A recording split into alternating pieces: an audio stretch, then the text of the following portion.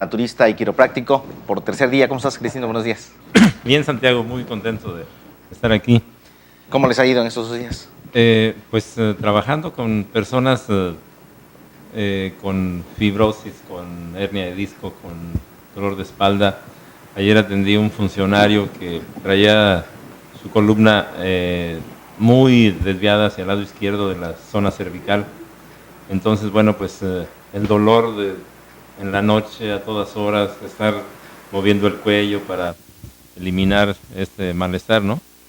Y es una persona que dice, no, tú haz lo que tengas que hacer, dice, porque yo tenía muchos años, ya fue la vez pasada, ya había ido a muchas partes, dice, y pues te estoy recomendando a mucha gente para que te vaya a ver, ¿no? Pero hoy, Santiago, dentro de mi terapia, sabes que aplico lo que es la terapia del perdón, y hoy en la mañana veía un reportaje de una persona que le dan ataques epilépticos muy fuertes y la única manera que tiene la ciencia es de quitarle una cuarta parte del cerebro. Ya sabes tú que un hemisferio rige a la parte contraria, ¿no? Hemisferio derecho al lado izquierdo. Total, él pierde la movilidad, pero a base de hacer estudios, estimulaciones, toda una serie de rehabilitación, la persona comienza a caminar. Pero el problema es que aparte de haberle quitado una cuarta parte del cerebro, le salen 2 tumores. Entonces va a ver un terapeuta y le dice que visualice que ese tumor se desintegra, se deshace, ¿no? Estaba siendo atendido por ese terapeuta, pero también estaba siendo atendido en las clínicas, allá en Alemania. Y resulta que no funciona este método, entonces empieza él a visualizar que células sanas comienzan a invadir el tumor. Y lo más hermoso de este reportaje es que cuando pasan varios meses y va a la siguiente consulta para revisar cómo está su cerebro, llega el doctor y con los resultados en la mano y empieza a llorar. Entonces, él pensó que estaba llorando porque era catastrófica la respuesta, pero no. Dice, lloro, dice, porque no encuentro cuál fue el mecanismo que hizo que este tumor desapareciera totalmente. No tienes nada absolutamente. Y entonces, esta persona, se rehabilita de todo su cuerpo para volver a caminar bien y finalmente llama a su familia, dice, nos vemos allá, dice, voy a pasar la Navidad con ustedes, ¿no? Una persona que prácticamente se le veía ya como un desahuciado, ¿no? Entonces yo tengo un audio que vamos a escuchar ahorita de esta persona que vino de Los Ángeles a verme la semana pasada con un cáncer precisamente de colon. Le hicieron la operación y le dieron la quimio, pero no podía obrar. Entonces se encuentra una persona allá en Los Ángeles también en el trabajo y le dice, no, vete a Morelia, vete a Michoacán con Celestino. Él atendió a una cuñada mía, dice, que su cáncer estaba totalmente desahuciada, de hecho ya no la quisieron atender los médicos. Entonces, ¿qué hace Celestino con un tratamiento de una enfermedad tan difícil como un cáncer? Bueno, primero retirar los alimentos que alimentan a las células cancerígenas. ¿Cuáles son esos alimentos?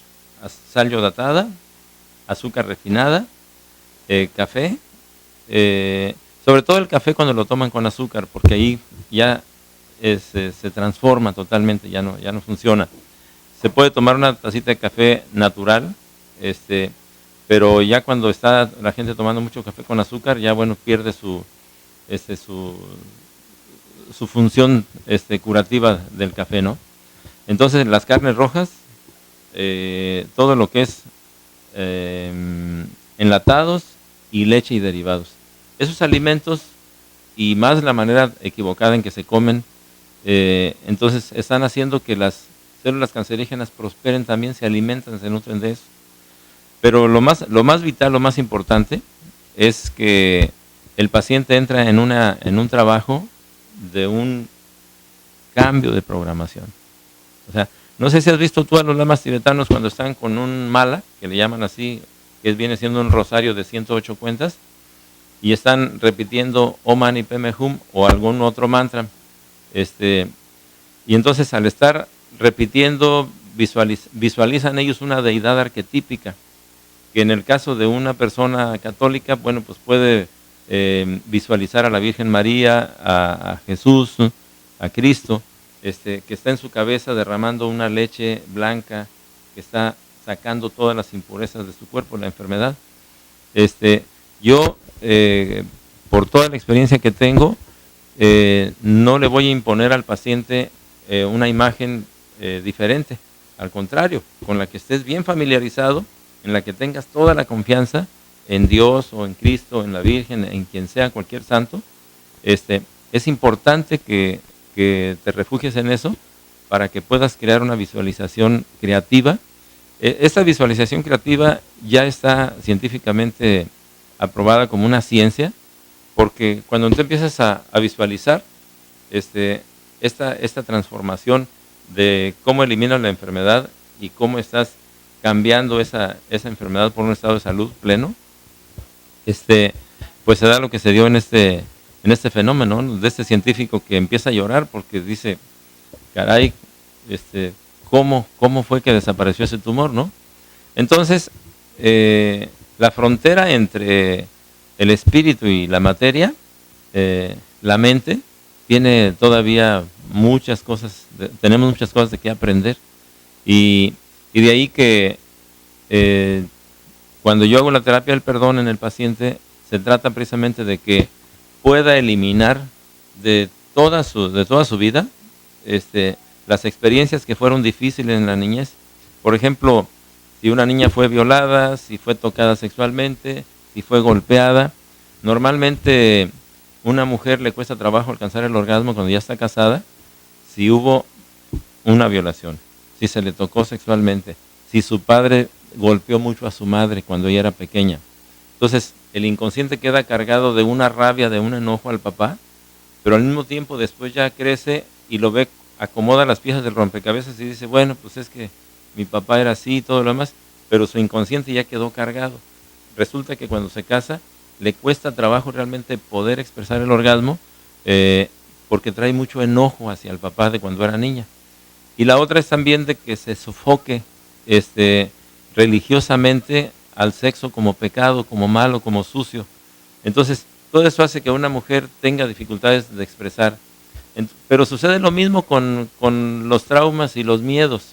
El simple hecho de que te digan que ahí viene el cuco, que el sapo que te va a salir, que si no obedeces, que esto y el otro, y si es muy recurrente, entonces comienzas a crecer con una serie de temores, de miedo, de inseguridades, que aunque tengas el título profesional aquí debajo del brazo, prefieres irte a manejar un taxi, prefieres irte a hacer un trabajo diferente a veces de lo que es la carrera profesional, debido a que esos miedos jamás los sacaste en ninguna etapa de la vida y te acompañan, o sea, te van a acompañar toda la vida. Entonces, en estos primeros 9 años, todo lo que damos a nuestros hijos, en eso se van a convertir como adultos el día de mañana. Hay que recordar que nuestras creencias es lo que somos realmente.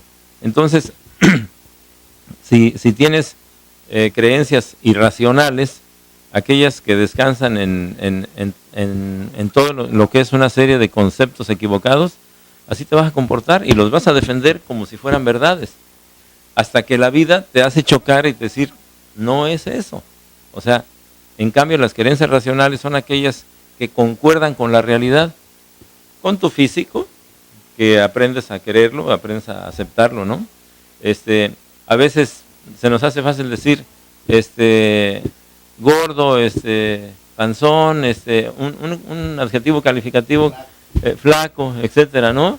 Le ponemos un nombre y le decimos otro, pues todo eso altera la personalidad del día de mañana, ¿no? Entonces, escuchamos el audio,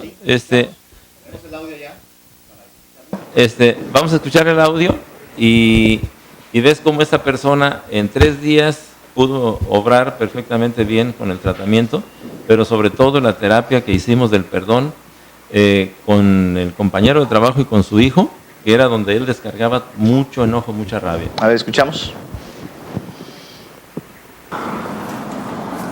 Gonzalo, muchas gracias por haber venido de Los Ángeles, California, aquí a Michoacán con un servidor a atenderte.